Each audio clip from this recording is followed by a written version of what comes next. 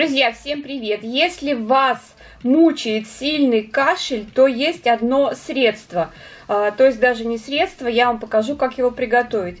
И, конечно же, перед применением любого препарата, средства или метода лечения обязательно нужно консультироваться с врачом.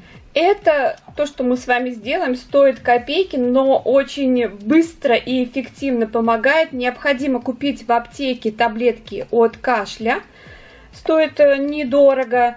И вот такие вот нашатырно-анисовые капли стоят 87 рублей. Мне кажется, вот такие вот средства есть в любой аптеке. Друзья, если вы еще не подписаны на мой канал, советую подписаться. После того, как подписались, не забудьте нажать на колокольчик. Уведомлять о выходе новых видео. Берем 2 таблетки. Их нужно растереть при помощи толкушки. Сюда нужно будет добавить десертную ложку нашатырно-анисовых капель. Это получается меньше, чем чайная ложка.